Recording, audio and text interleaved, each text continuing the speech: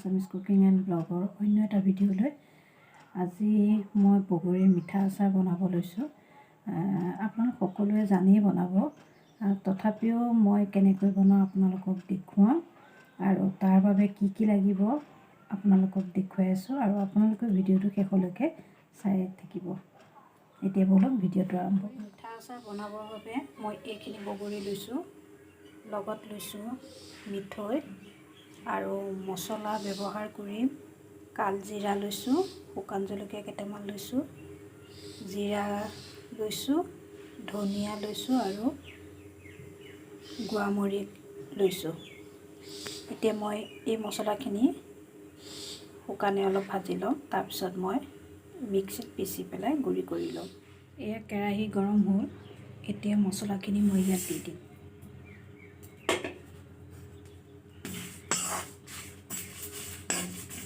এইখিনি অলপ সময় ভাজি ল'ম।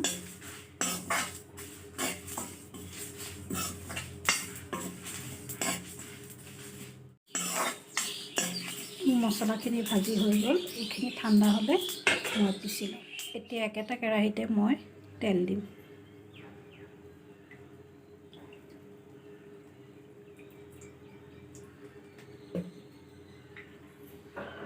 তেলখিনি গৰম হ'ল, মই জুইডাল কমাই লৈছোঁ আৰু ইয়াত এতিয়া মই বগৰীখিনি দি দিম।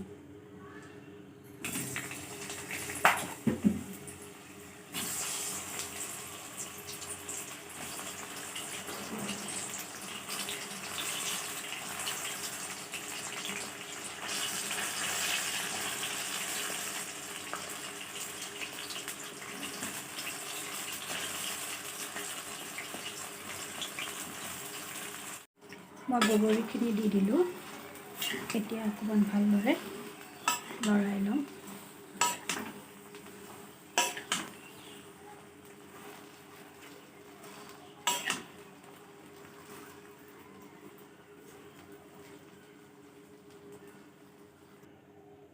এইখিনি মই ভালদৰে লৰাই ল'লোঁ আৰু ইয়াত এতিয়া মই দিম হালধি,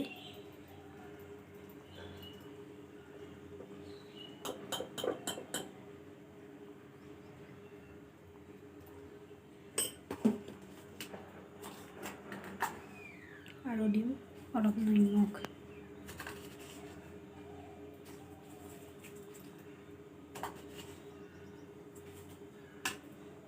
আৰু এইখিনিও মই এতিয়া ভালদৰে লৰাই ল'ম। এইখিনি মই অলপ টাইম ভাজি ল'লোঁ আৰু ইয়াত এতিয়া মই মিঠৈখিনি দিলোঁ।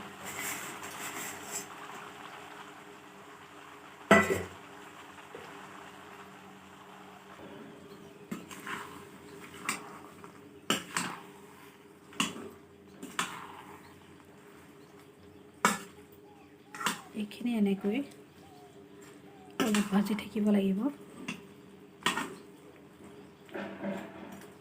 আৰু এইটো বগৰী মিঠা আচাৰটো মোৰ ল'ৰাই খাই খুব ভাল পায়, তাৰ কাৰণে মানে বেছিকৈ বনাব লাগে।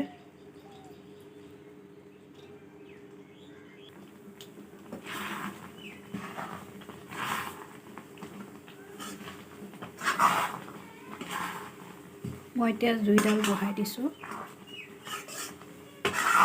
এইখিনি হৈছেহি।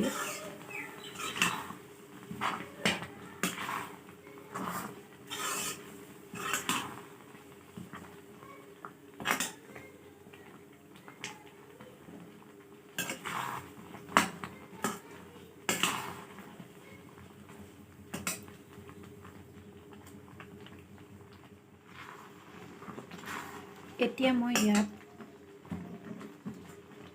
গুড়ি কৰি লোৱা মছলাখিনি দি দিম।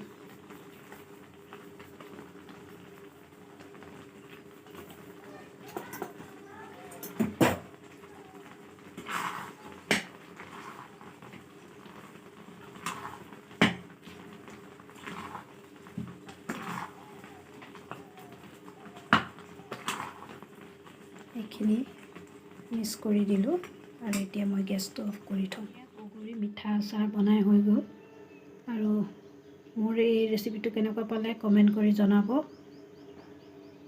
লগতে লাইক কৰিব, শ্বেয়াৰ কৰিব আৰু আজিলৈ ভিডিঅ'টো মই ইমানতে সামৰিছোঁ। আকৌ নতুন ভিডিঅ' এটা লৈ আপোনালোকৰ মাজলৈ আহি আছোঁ। ধন্যবাদ।